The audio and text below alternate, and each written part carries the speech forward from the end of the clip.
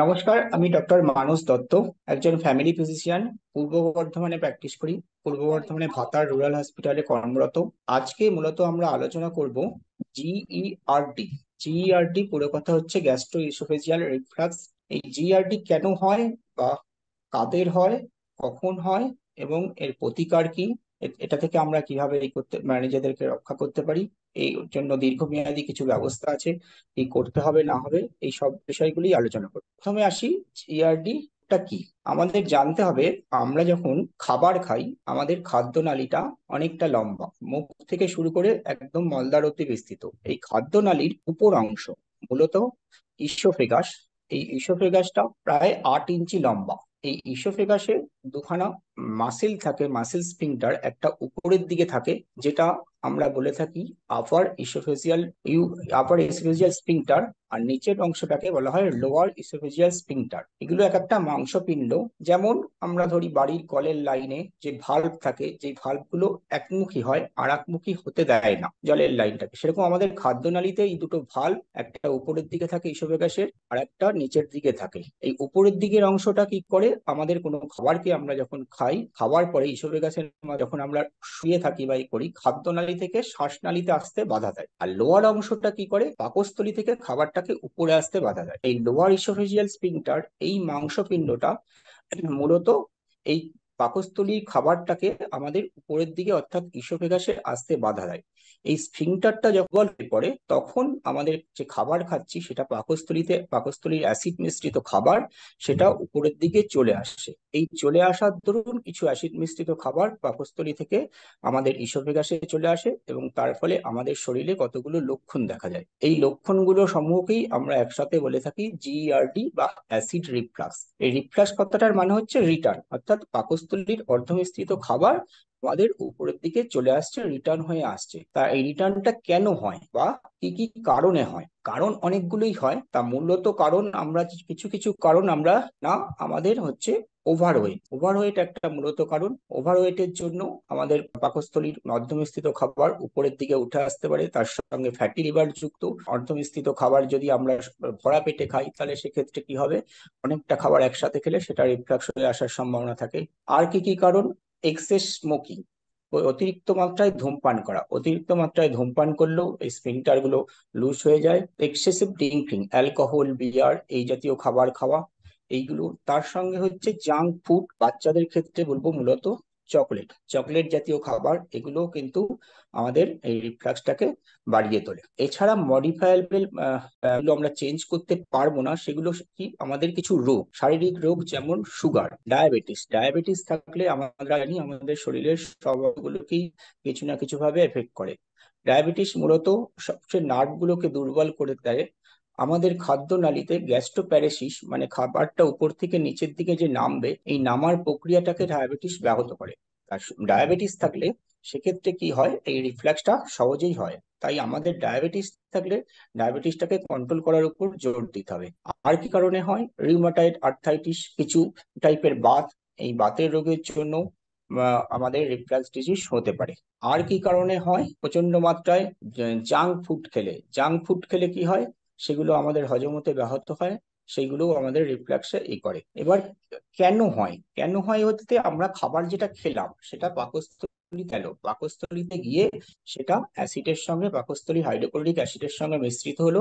Chloric acid আমাদের খাবারটাকে হজম করতে সাহায্য করে, হজম করে, এবং সেটা আলটিমেট ডিওডিনামে যাবে, ডিওডিনাম থেকে আরো নিচে নামবে। তাই এই অ্যাসিড মিশ্রিত খাবার যখন বেশি পরিমাণে আমাদের হয়ে যাবে পাকস্থলীতে, সেটা উপর দিকে উঠে আসলে আমাদের শরীরে কতগুলো লক্ষণ দেখা যাবে। কি লক্ষণ, না হঠাৎ করে বুক জ্বালা করতে শুরু করলো। হঠাৎ করে বুক জ্বালা করা, এটা মূলত রাতের দিকে হয়, কিন্তু যাদের এই রোগটা দীর্ঘদিন ধরে থাকে তাদের যে কোনো সময়ই হতে পারে। রাতের দিকে খাওয়ার পরে হঠাৎ করে বুক জ্বালা করা, বুকে ব্যথা হওয়া, গলায় টকটক লাগা। তাই বাদিক চেপে ব্যথা করাটা মনে হয় আমরা হার্টের রোগের সঙ্গেও মিমিক হয়, যে এটা হার্ট অ্যাটাক নয় তো। অ্যাকুট হার্ট অ্যাটাকের সঙ্গে এই গ্যাস্ট্রোইসোফেজিয়াল রিফ্লাক্সের একটা পার্থক্য আছে। সেই পার্থক্যটা আমাদের মনে রাখতে হবে। অ্যাকুট হার্ট অ্যাটাক সবসময় হঠাৎ করেই হবে, কিন্তু যেদিন একটা হবে, একটা ভালো মানে হেভি খাবার খাওয়ার পরে, বা কোনো ভারী খাবার বা কোনো তেল মশলা জাতীয় খাবার খাওয়ার পরে, বা কখনো অ্যালকোহল কনজাম্পশনের পরে, বা অনেক সময় খালি পেটে থাকার পরে, ফাস্টিং খাওয়ার পরে অনেকটা খাবার একসাথে খেয়ে নেওয়া, এইগুলো খাওয়ার পরে হঠাৎ করে এটা হবে। হার্ট অ্যাটাকেরটা কি হবে, আগের কোনো কোনো সিমটম থাকবে না, এটা একটু আগে এরকম আমাদের অ্যাসিডিটির সমস্যা টুকটাক থেকেই থাকবে।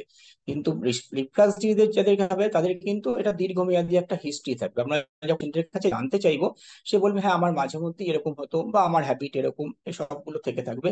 তাই অ্যাকিউট হার্ট কিন্তু হার্ট অ্যাটাকের ক্ষেত্রে অ্যান্টাসিড জাতীয় ওষুধ খেলে রিলিফ হবে না। তাই এইটার দিক দিয়ে আমাদের বোঝা যাবে যে সহজেই যে এটা এর জন্য হচ্ছে না অ্যাসিড রিফ্লাক্সের জন্য হচ্ছে। এই প্রসঙ্গে আমরা বলে রাখতে পারি, অনেক সময় কিন্তু আমাদের যাদের গ্যাস অম্বল হয়, এর হাজারটা কারণ আছে, তারা আমরা কি করি, বুকের ব্যথা হচ্ছে যেটা আমরা গ্যাস অম্বল ভেবে ওই গ্যাসের ওষুধ খেয়ে ব্যথাটা সহ্য করলাম, কিছুটা কমলো কিছুটা কমলো না, হার্ট অ্যাটাকের ব্যথাটা কিন্তু সম্পূর্ণ রিলিফ হবে না। এইটা কিন্তু মাথায় রাখতে হবে। সেরকম হয় কিন্তু আমরা তৎক্ষণাৎ ডাক্তারের পরামর্শ নেব, এবং সেটা ইসিজি বা ড্রপটি যেই পরীক্ষাগুলো সময়ের সাপেক্ষে করতে হয় সেগুলো সব করতে হবে। তাই যেটা সহজে সবার ধারণা সবকিছু হলেই গ্যাসের থেকে হয়, এই গ্যাসের থেকে হয়ে ধারণাটা কিন্তু সবসময় আমরা মাথায় রাখলে চলবে না। হার্ট অ্যাটাকটাও আমাদের মাথায় রাখতে হবে। কিন্তু রিফ্লাক্স ডিজিজের ক্ষেত্রে কি হয়, যে একটা হিস্ট্রি থাকে, তাদের একটা ডায়েটারি হিস্ট্রি থাকে বা একটা ডায়াবেটিসের হিস্ট্রি থাকে। এছাড়াও আর একটা হয়, যেটা আর কিছু টুকটাক অল্প ব্যথা হলো, ওভার দ্য কাউন্টার কিছু ওষুধ যেমন প্যারাসিটামল, আইবুপ্রোফেন, ন্যাপথেন, এই জাতীয় ওষুধ, এনএসআইডির প্রচুর ওষুধ যেগুলো কিনে খায়। এখন আবার ইদানিং কালে দেখা যায় অনেক মানুষ দীর্ঘদিন বাতের ব্যথার জন্য স্টেরয়েড ট্যাবলেট কিনে খাচ্ছে। এই ওষুধগুলো প্রত্যেকটাই কিন্তু আমাদের পাকস্থলীর অ্যাসিড সিক্রেশন বাড়ায়, পাকস্থলীর যে প্রলেপটা আছে সেই প্রলেপটাকে নষ্ট করে দেয়। আলটিমেট দীর্ঘমেয়াদী খাওয়ার ফলে আমাদের কি হবে, পাকস্থলীতে একটা সেক্ষেত্রে রিফ্লাক্স হয়ে ইসোফেগাসে ইসোফেজাইটিস, প্রথমে ইনফ্লামেশন হবে, পরে ইসোফেজাইটিস হবে। দীর্ঘমেয়াদী এই রোগটা কিন্তু আস্তে আস্তে বাড়তেই থাকবে। তাই এই প্রসঙ্গে কখনোই ওভার দ্য কাউন্টার আমরা ব্যথার ওষুধ দীর্ঘদিন কখনোই খাবো না। একবার আমাদের জ্বর হলো, আমরা একটা প্যারাসিটামল খেলাম, সেটা ঠিক আছে, তার সঙ্গে অবশ্যই কিছু একটা অ্যান্টাসিড জাতীয় ওষুধ খাবো। কিন্তু দীর্ঘমেয়াদী যদি খাই তাহলে কিন্তু আমাদের এইটা হতে পারে।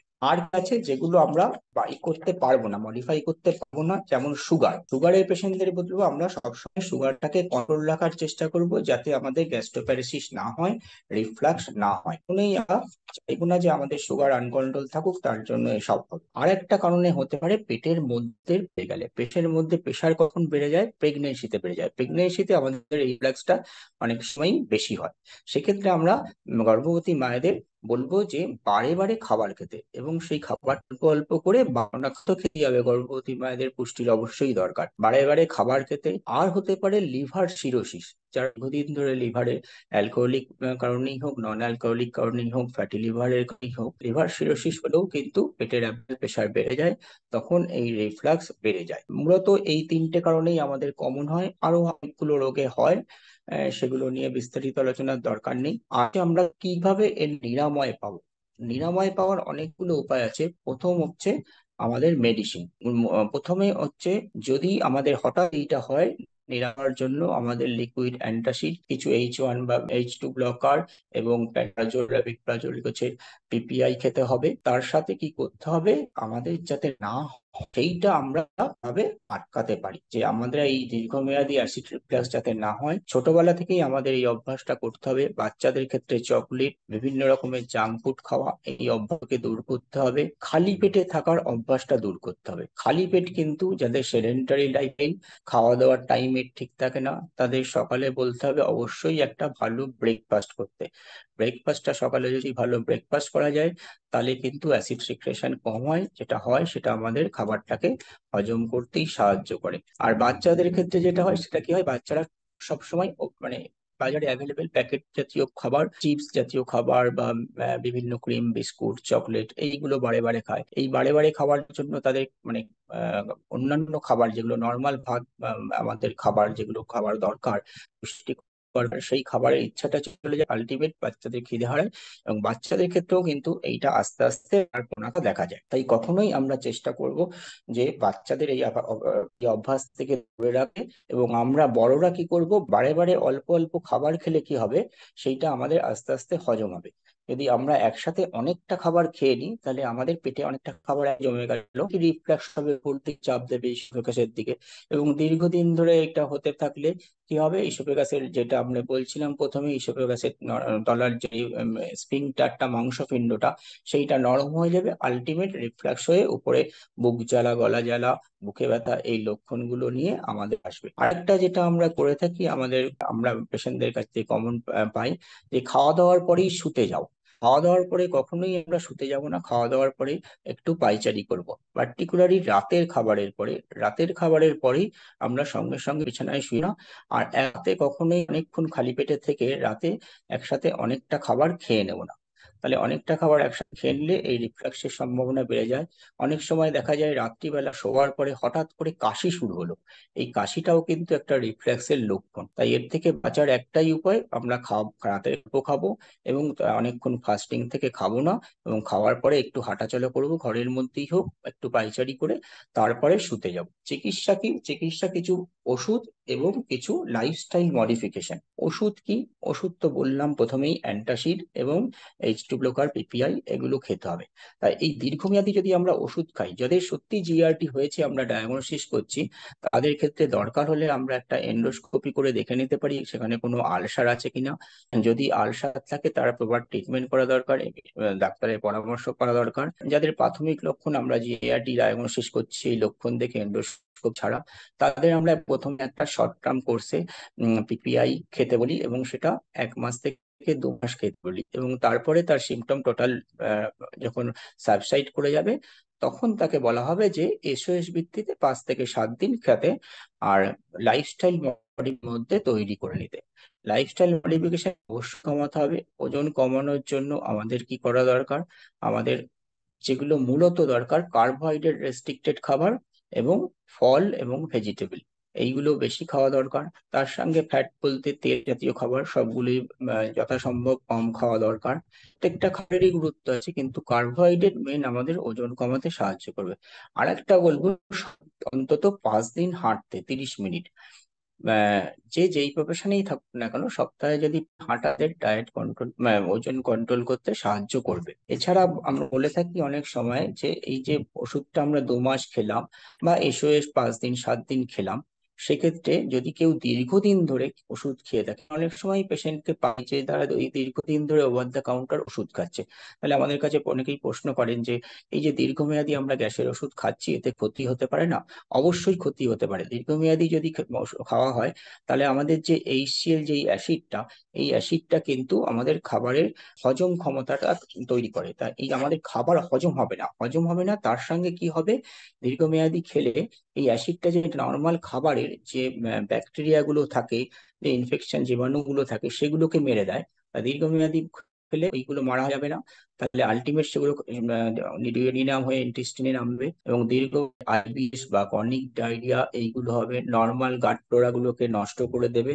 তাই কখনোই আমরা দীর্ঘমেয়াদী খেতে বলবো না। দীর্ঘমেয়াদী কাদের খেতে বলবো? যাদের বিভিন্ন রোগের জন্য অ্যাসপিরিন জাতীয় ওষুধ খেতে হয়, তাদের বলবো অবশ্যই লো এবং এফেক্টিভ ডোজ, মানে সর্বনিম্ন এবং কার্যকরী ডোজে খেতে। সেইটা তার ডাক্তার, তিনি যেই ডাক্তারবাবুর আন্ডারে আছেন তিনিই ঠিক করে দেবেন যে লো এফেক্টিভ ডোজ সেই ব্যক্তির ক্ষেত্রে, তার ওজন, তার রোগ, তার পেনকিলার বা অ্যাসপিরিন জাতীয় ওষুধগুলোর কতটা গুরুত্ব, সেই হিসেবে সে দীর্ঘমেয়াদী খাবে, কিন্তু তার দীর্ঘমেয়াদী এই ওষুধ খাওয়ার দরকার নেই। সবার শেষে বলবো যে আমরা যদি গ্যাস্ট্রোএসোফেজিয়াল রিফ্লাক্স দূর করতে চাই, তাহলে কিন্তু সবার আগে আমাদের জীবন পরিবর্তনই দরকার। জীবনযাত্রার পরিবর্তন না হলে এটা হবে না। জীবনযাত্রার পরিবর্তনের গুলো প্রত্যেকটাই বললাম, তার সাথে আর একটা জিনিস বাদ দিয়ে গেলাম আমি, যেটা অ্যাসিস্ট্যান্ট বলতে গিয়ে, অ্যাসিক্রেশনে আমরা যদি ওভার দ্য ওষুধ খেয়ে অনেক দিন ধরে, তাই কখনোই আমরা দীর্ঘমেয়াদী এটা খাবো না।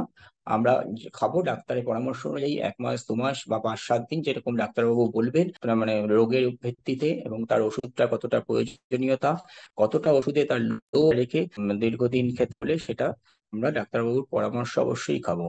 আর লাইফস্টাইল মডিফিকেশন কথা, আমাদের এখন ফ্যাটি লিভার, যেই রোগীর ক্ষেত্রেই হোক, লাইফস্টাইল মডিফিকেশনটা একটা গুরুত্বপূর্ণ জিনিস।